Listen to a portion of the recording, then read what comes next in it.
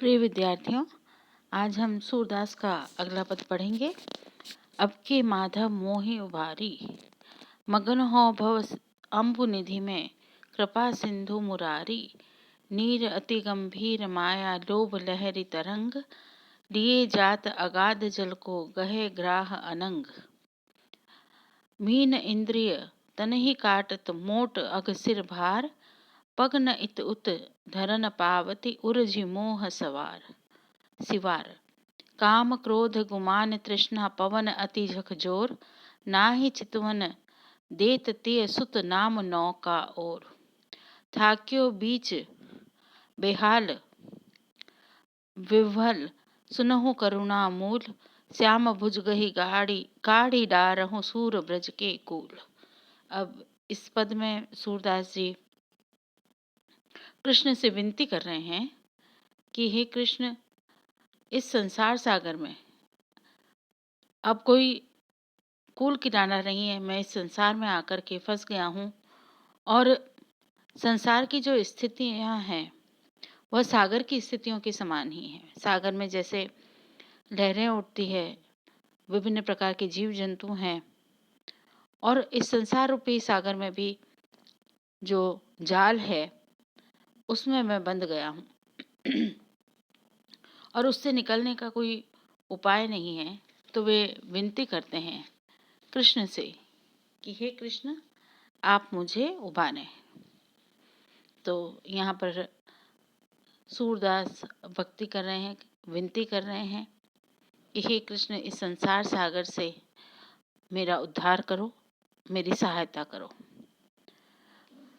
यहाँ पर कठिन शब्द हैं जिनके अर्थ हैं, लेकिन एक बार हम कर लेते हैं। उधारी यानी उद्धार करना, भव अम्बु निधि, भव यानी संसार, अम्बु निधि यानी सागर, कृपा सिंधु कृपा के सागर, मुरारी यानी कृष्ण, लोभ लहरी लोभ रूपी लहरें, अगाध यानी गहरे जल में, और अनंग यानी कामदेव, और मीन इंद्रिय यानी मछली रूपी इंद्रियां, मोट यानी मोटा, अघ यानी पाप, सिवार यानी जाल घास, और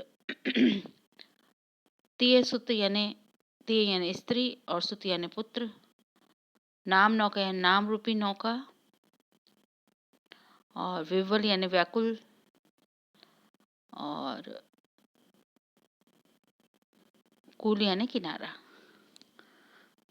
तो इस प्रकार से कठिन शब्द हैं और अब हम इनकी व्याख्या करते हैं। अब के माधव मोहि उधारी, संसार के जगत की मोह माया का उन्होंने रूपक के माध्यम से वर्णन किया है। यहाँ पर रूपक है। तो कृष्ण कह रहे हैं कि हे कृष्ण, अब इस बार हे माधव, हे कृष्ण, मोहि उद्धारी, मेरा उद्धार करो, यानी इस संसार सागर से आप मेरा उद्धार करें। मगन हो भव अम्बु निधि में, कृपा सिंधु मुरारी। हो यानी मैं, हे कृष्ण, मैं मगन हो गया हूँ भव यानी संसार के, अम्बु निधि यानी सागर में। इस संसार रूपी सागर में मैं आकर के मगन हो गया हूँ। कृपा सिंधु मुरारी, हे कृपा के सागर, हे कृष्ण, आप मेरी रक्षा करें, आप मेरा उद्धार करें। नीर अति गंभीर माया लोभ लहरी तरंग, और वो कह रहे हैं कि इस संसार सागर में नीर यानी जल जो है, गंभीर माया रूपी जो जल है वह अत्यंत ही चारों ओर फैला हुआ है, गंभीर है, गंभीर यानी गहरा है, और लोभ लहरी तरंग, और लोभ रूपी लहरें जो है वह तरंग के रूप में उठ रही हैं, तरंगित हो रही हैं, और वो मुझे आकर्षित करती हैं। इस संसार सागर में जो माया रूपी जल है वह अत्यंत ही गहरा है, और उसमें लोभ रूपी लहरें उठ रही है, तरंगे उठ रही है, जो मुझे बहा कर ले जा रही है, मुझे अपनी ओर आकर्षित कर लिए जात अगाध जल को गहे ग्राह अनंग। और ये जो लहरें हैं ये मुझे अगाध गहरे जल में लिए जा रही है, लिए जाते यानी लिए जा रही है, अगाध यानी गहरे, जल को यानी जल में। और इस संसार सागर में मैं और अधिक घुसता चला जा रहा हूँ और अधिक अनुरक्त हो रहा हूँ।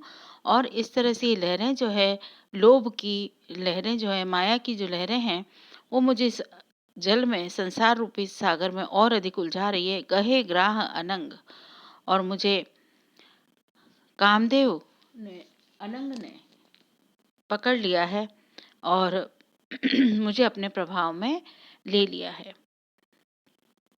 तो इस प्रकार कामदेव ने मुझे अपने प्रभाव में ले लिया है। मेरे मन की जो वासनाएं हैं, इच्छाएं हैं, वो सब मुझे अपने प्रभाव में लेकर इस संसार सागर में मुझे और अधिक गहरे ले जा रही हैं। मीन इंद्रिय तन ही काटत मोट अग सिर पार। और इंद्रिय रूपी जो मछलियां हैं वह मेरे तन को काट रही हैं और इस प्रकार मोट अग सिर भार, निरंतर वासनाओं में डूबा रहता हूँ, लोभ माया में घिरा रहता हूँ और मेरे सर पर पाप की गठरी जो है वह, उसका भार अत्यंत मोटा हो गया है। वह भार उसका बढ़ता ही जा रहा है। पग न इत उत धरन पावसी उर्जी मोह सिवार। और इस भार की वजह से ही मैं एक पैर भी इधर से उधर रख नहीं पाता हूँ। उर्जी मोह सिवार, और मोह रूपी जाल में, घास में, मोह रूपी जाले में मैं फंस गया हूँ। काम क्रोध गुमान तृष्णा पवन अति झकझोर। काम क्रोध गुमान यानी अहंकार और तृष्णा रूपी जो पवन है वह तेजी से चल करके मुझे झकझोरते रहते हैं। ना ही चितवन देत तिय सुत नाम नौका। और सूर कहते हैं कि इस संसार में जो स्त्री और पुत्र हैं वो भी, मैं जब आपका नाम लेना चाहता हूँ तो आपकी ओर ध्यान देना चाहता हूँ, चितवन यानी आपको देखना चाहता हूँ, तो उस ओर जाने से मुझे स्त्री और पुत्र जो है वो रोक देते हैं। नाम नौका, और इस प्रकार मैं आपके नाम रूपी नौका की ओर बढ़ नहीं पाता हूँ, जा नहीं पाता हूँ। अर्थात मैं जब भी आपके नाम रूपी नौका में बैठना चाहता हूँ तो मेरे पुत्र और स्त्री मुझे उस ओर जाने नहीं देते हैं। थक्यो बीच बेहाल विवल सुनहु करुणा मूल।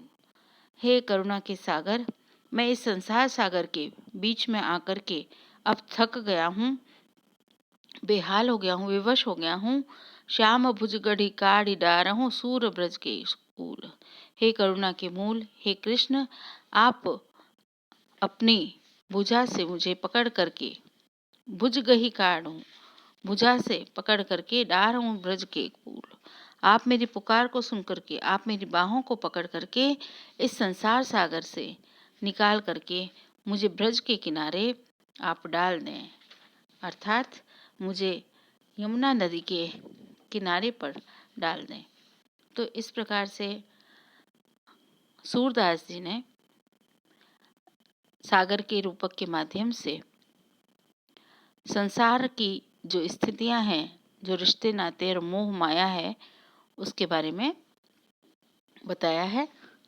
हम इस संसार में इंद्रियों के माध्यम से और मन की भावनाओं और वासनाओं के माध्यम से अपनी इच्छा पूर्ति को करते हैं, उसके बारे में उन्होंने बताया है।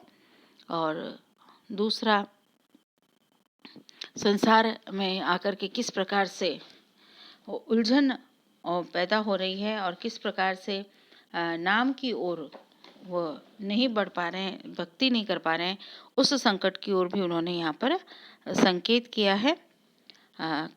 कृष्ण से विनय की है, अनुनय किए है संसार सागर से उद्धार करने की। इस प्रकार यहाँ पर भक्ति है और संसार की जो कठिनाइयाँ हैं उसका वर्णन किया है उन्होंने। और ब्रज भाषा का अत्यंत ही सुंदर वर्णन है। सांग रूपक और अलंकार अनुप्रास का बहुत ही सुंदर उपयोग किया है और सुंदर ब्रज भाषा है जो सहज और सरल है। धन्यवाद।